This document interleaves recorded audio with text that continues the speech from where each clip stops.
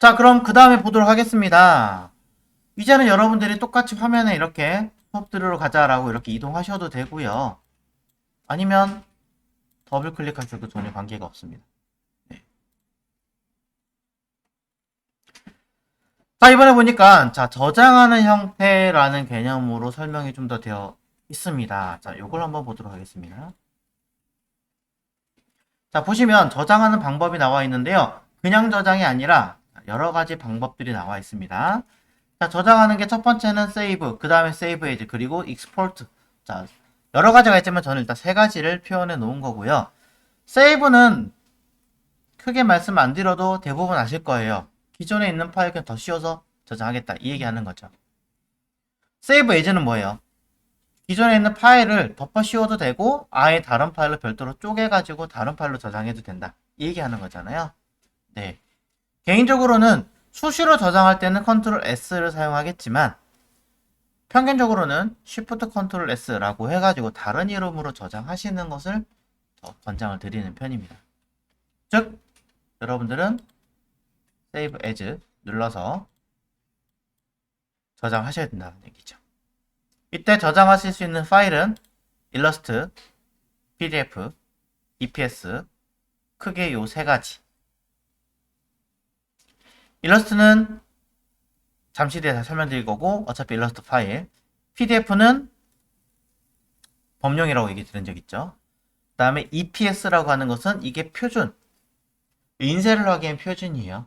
지금 이 아이는 일러스트랑 연관이 조금은 있으니까 이것도 같이 보시면 될 것 같고요. 그 다음에 나머지 중에 하나 SVG 웹이나 이쪽에 쓸 수 있는 코딩용 파일이다 라고 보시면 될 것 같습니다. 네. SVG로 저장하시면은 차후에 다른 파일에서도 불러왔을 때 큰 버전 상관없이 불러올 수도 있습니다. 자, 그럼 일러스트레이터 버전으로 저장을 해볼 건데 혹시 모르니까 자 뒤에다가 대시 1이라고 한번 저장해 보도록 하겠습니다. 저장. 자, 누르시면 바로 저장되는 게 아니라 한 번 더 물어보게 돼 있어요. 자, 현 시점에서는 사실 뭐 2020년이든 2021년이든 CC 버전, 최신 버전을 쓸 수 있게끔 권장을 하고 있고 그렇게 진행을 하고 있기 때문에 버전은 무조건 최신으로 찍힐 거예요. 근데 그대로 저장을 하시면 사실상 아직 최신 버전을 쓰지 못하는 기업들도 많거든요. 그런 기업들은 이 파일을 못 연다고 보셔야 돼요. 아예 못 열어요. 그렇기 때문에 해당하는 거래하시는 회사 기준으로 놓고 봤을 때 버전이 몇인지 확인하시고 그 버전에 맞춰서 낮춰가지고 저장해서 보내셔야 상대방 회사가 파일을 열어볼 수 있습니다. 그렇지 않으면 뭐라고 하냐면 파일이 깨졌어요. 아니면 데이터가 일부 없어요. 한 장밖에 없나요? 이런 이야기를 하는 거죠.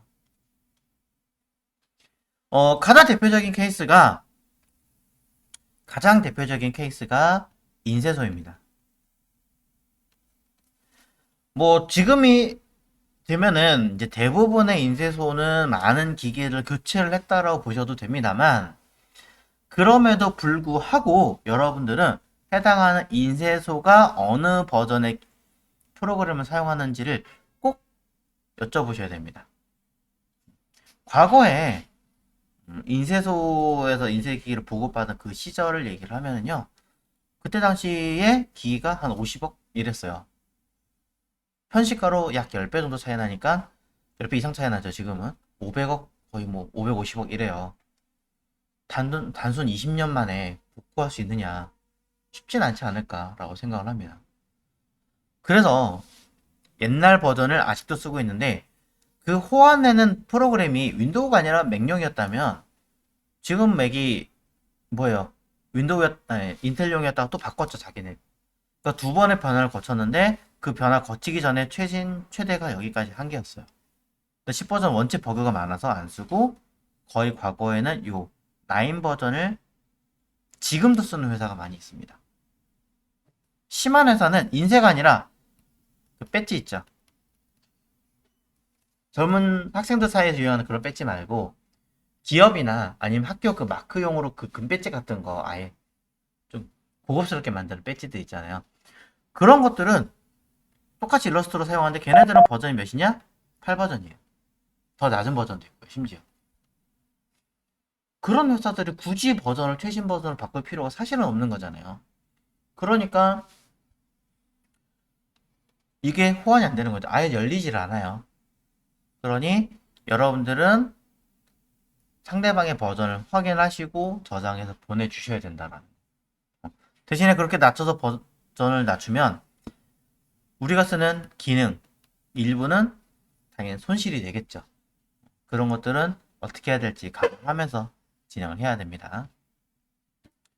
자, 마찬가지입니다. 학원에서 쓰시는 또는 여러분 수업 때 쓰시는 상황에서도 나 누구한테 보내줘야 되는데 내가 저장한 거 그대로 딱 보내주면 나 이거 버전 없는데 어떡해? 망하는 거예요. 낮춰서 상황하시고 아니, 파악하시고 서로 진행하셔야 된다. 자, 버전 한번 낮춰볼게요. 혹시 모르니까 뭐 요즘에는 많이 보편화되는 게 이제 CS6 이상은 많이 되어 있긴 하던데 그럼에도 불구하고 자, 5를 한번 낮춰보도록 하겠습니다. 요것도 쓰시는 분 은근 많더라고요. 특히 인쇄소는 뭐 5나 4 많이 있던데 일부러 낮췄어요. 5로. 자, 저장. 자, 그럼 뭐 레이아웃 어쩌고저쩌고 뭐가 떴습니다. 닫고 다시 열어보면 자, 일부러 다른 이름으로 저장했죠. 열어보시면 무슨 문제가 생기냐. 자, 문제가 없네요. 왜지? 원래 5로 낮추시면은 아트보드가 유실돼요. 왜 지금 살아있는데 신기하게. 아트보드가 유실돼서 하나밖에 안 남아요. 혹시 모르니까 버전 한 번 더 낮춰볼게요. 희한하네요. 자, 세이브 에즈 똑같은 걸로 자, 4로 한번 낮춰볼까요?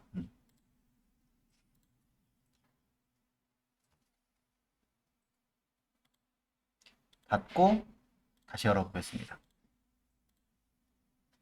자, 이제 또 뜨네요. 자, 이렇게 뭔가 기능이 날아갔습니다 라고 얘기를 뜨고요.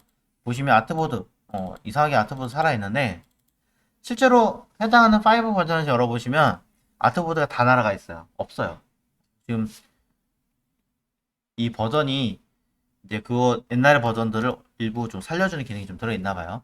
아트보드라는 기능이 원래 없기 때문에 날려주는데 보시면 일단 일부가 유실된 건 볼 수 있어요. 파일 이름이 다 날아갔죠. 요 기능뿐이 아니라 사실 몇 개가 더 날아갔습니다. 아까 뭐 심볼 어쩌고저쩌고 얘기 나왔는데 이 심볼 쪽에서도 있던 기능이 있었는데 걔도 날아가는 형식을 취하는 거죠. 그래서 이런 부분들을 여러분들은 감안하시고 내보내는 거다. 이런 이야기를 먼저 드리겠습니다. 이거 보여드리려면 사실은 해당하는 버전 프로그램별로 다 갖고 있어야 좀 보여드리기 좋은데 깔려있는 게 하나밖에 없다 보니까 이렇게밖에 보여드릴 수가 없네요. 자, 그래서 세이브에 관련된 이야기를 했고요. 익스포트 하나 남았군요. 자, 익스포트에 대한 이야기를 좀 드릴게요. 익스포트라고 하는 것은 그냥 말 그대로 내보내기입니다. 자, 여러분들은 세이브라고 하는 저장과 익스포트라고 하는 이 내보내기의 차이점 알고 계신가요? 대부분의 프로그램들은 다 내보내기가 있고 저장하기가 들어있어요. 근데 이거를 그냥 무슨 차이인지 모르고 쓰시는 분들이 생각보다 많으신데요. 자, 차이점을 알고 계셔야겠죠? 굉장히 쉬워요. 세이브라고 써있는 이 기능은 다시 열었을 때 호환이 되는 기능이에요. 일러스트레이터로 그대로 열었을 때 재수정 가능하고 뭐하고 이 가능하다는 얘기고요. 밑에 있는 이 내보내기라고 하는 기능은 다시 열었을 때 호환이 되지 않는 기능이라고 보시면 됩니다. 열 수는 있을 수 있어요. 열어볼 수는 있지만 그걸 수정하거나 변경하거나 이런 것들이 안 된다는 거죠. 그게 가장 큰 차이예요.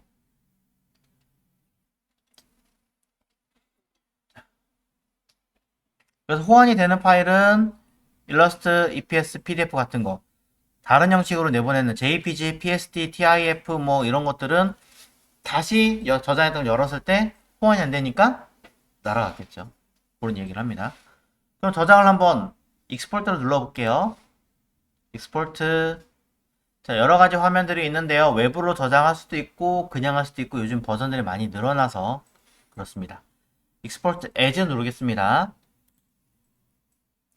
자, 그러면은 여기에 자, DWG CAD 파일과 BMP 이미지 CSS? 자, 뭐 웹 기준의 파일, 디자인 파일도 있고요. 뭐 메타 파일도 있고 플래시 파일도 있고 별게 다 있습니다. 거의 안 쓰는 것도 있고. 자, 가장 많이 쓰는 거 JPG를 한번 눌러볼게요. JPG로 누르실 때 이거 꼭 기억하세요. 유즈 아트보드. 요거를 체크를 하느냐 안 하느냐에 따라서 저장하는 결과물이 전혀 다르게 나옵니다. 아트보드를 체크하겠다 그러면 각 낱장으로 저장을 하는 거고요.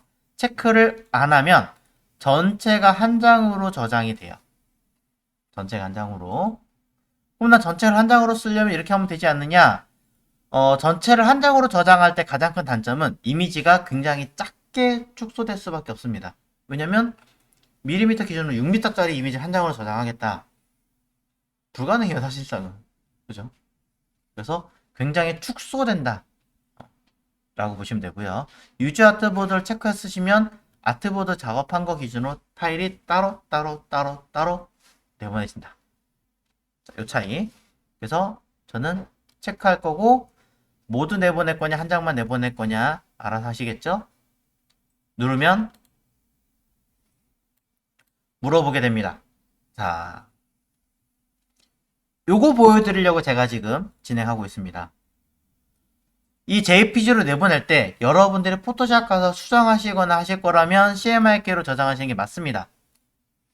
근데 만약에 이 파일이 클라이언트한테 컨펌 받을 거라면 CMYK가 아니라는 얘기죠.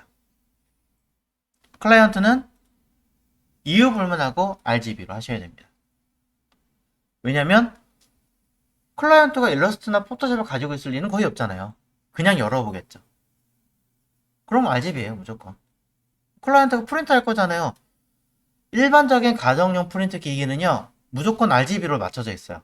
한글, 오피스 프로그램들 뭐 파워포인트 전부 다 RGB예요. 한글도, 엑셀도.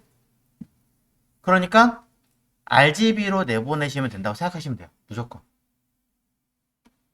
퀄리티는 그냥 이유 불문하고 최대. 고민하지 마세요.